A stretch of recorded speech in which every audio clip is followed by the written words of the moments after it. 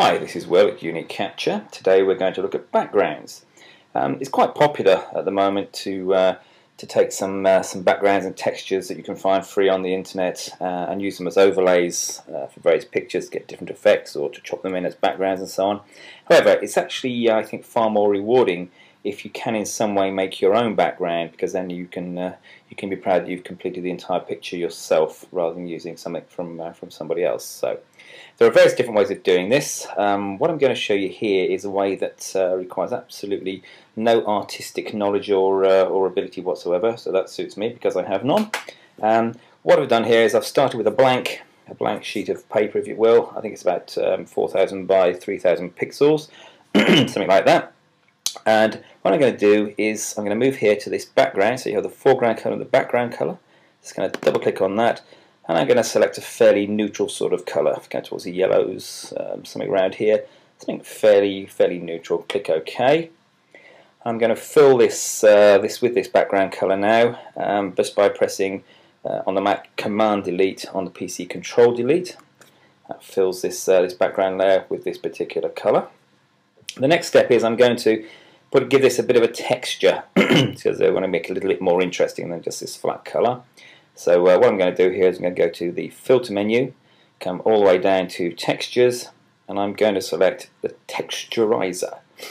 It'll just process that. Now I just zoom back a little bit. You can see the texture in here already. I'm going to set this to well, you can set it to whatever you like really, but you can see the different textures you get by changing these sliders, and you just need to play around with these. I think the important thing to remember with when you're making these kind of things is it's just personal choice. So just play around and see what does or doesn't work for you, and try the different types of textures you've got. Okay, I'm just going to stick with something like this. Maybe increase that relief a little bit more so it's a bit more prominent, and click OK. Right, so now we see we've got a little bit of a texture going on here. If we zoom in, you can see that more prominently there. So we've got a texture. I want to try and break that up a little bit because it's all very straight liney at the moment. So I'm going to put another distortion onto this. Again, from the Filter menu, this time I'm going to select Distort, and I'm going to select something called Twirl. What this does, it just puts a bit of a twist over the top of the thing if you want to distort it. You can adjust this. You can make this go really hideous if you like, or go the other way. I'm just going to put a very slight curve on here. This diagram here gives you an indication of the degree of distortion it's going to put on, and if we click this, you'll see what's going to happen there. Okay, you can just see very slightly, it's just a slight distortion, and you can see the waviness here creeping in, the different shapes and so on. Just gives it a little tiny bit more interest and takes your eyes away from the straight lines. Right, what I'm going to do now is try and put a bit of character to this, so it's still rather flat. So I'm going to create a new layer on the Mac. That's a Command J. On the PC, that's a Control J. What I want to do is fill this with white. So what I'm going to do is change my background to white now. Quickest way to do this is just hit D on the keyboard. That'll give me a black foreground and a white background. With this new layer selected, so that's the background layer here, with the new top layer selected, I'm going to do a Command Delete on the Mac, Control Delete on the PC. Now the next thing is, I'm just going to select from the Filter menu, straight down here to Render, and I'm going to select this thing called Clouds. And you'll see this will just put a pattern in there. Now, for my money, this is just a little bit too busy for what I want. I want this to be a little bit coarser, if you will. So what I'm going to do is just zoom right out here. And with this top layer selected, I'm going to do a Command T on the Mac, Control T on the PC. That selects this, enables me to then do a left click and just drag this out like this. And you can see that what's happening here now is I've got a bit of a coarser pattern going on. So I can zoom right in now, and like I said, I've got a bit of a coarser overlay, if you will. So I'm going to hit Return to seal that one. I'll process that hopefully in a reasonable amount of time for us. There we go. Now then, what I'm going to do for various reasons, because at the moment I can still grab this layer, I can still move it around within there to get whatever picture I want. There we go. What I'm going to do is change the blend mode of this now. We've got these various blend modes of this menu here. I'm going to change this one to Overlay, and we'll see they're starting to get a different sort of different effects. You can try different things like soft light, or you might want to try multiply. and so on and so forth. In fact, multiply seems to work better for us, I think, than overlay. So let's stick with that one, shall we? What I'm going to do now, I'm going to merge this down because I want to start doing some different things with here.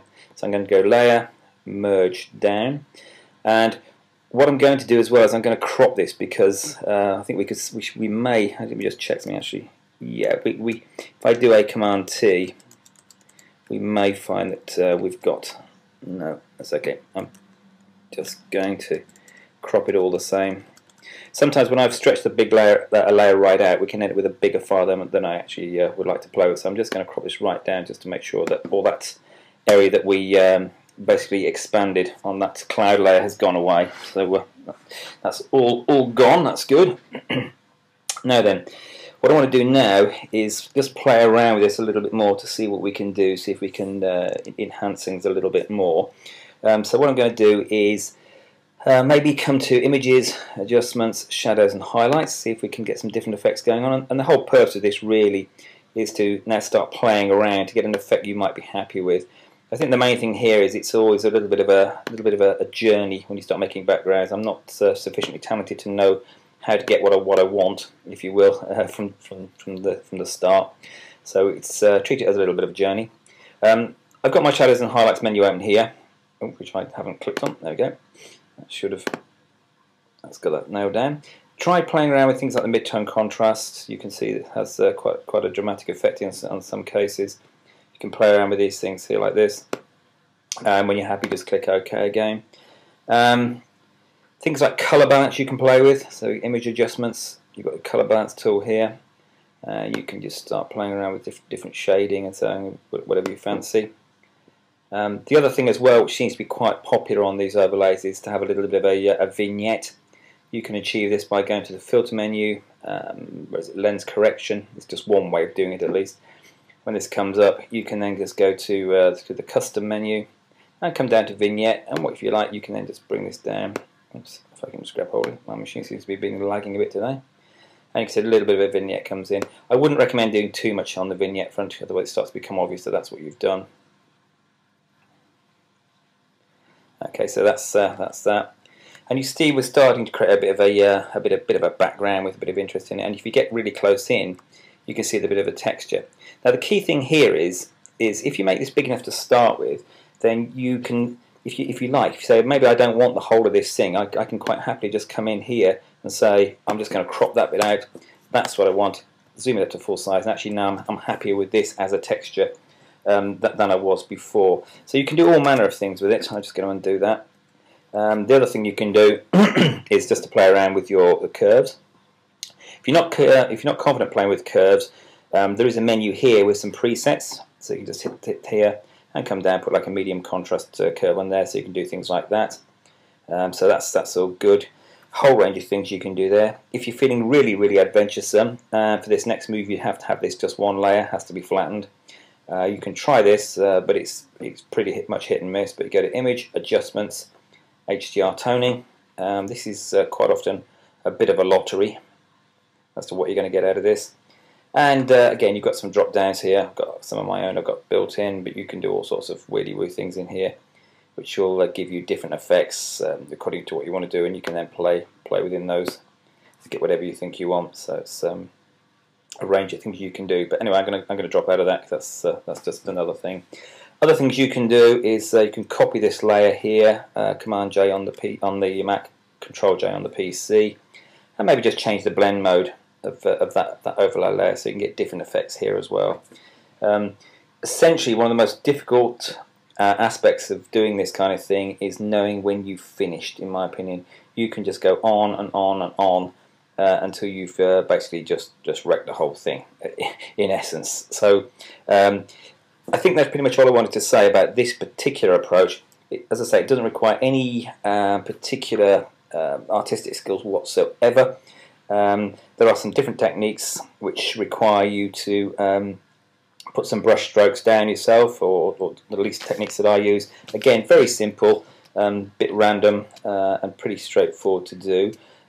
The basis of the way I do this is you need to seed it with something. So you've got to start with something. In this case, we started by filling a blank sheet with a colour and putting some form of texture on it. Now, a good starting point is things like taking pictures of some textured wallpaper, or a carpet, or a close-up shot of some brick wall, or something like that. And I'll see if I can make another video coming up soon that starts in that way. So I hope that's been of some use to you, and I look forward to making the next one. Cheers.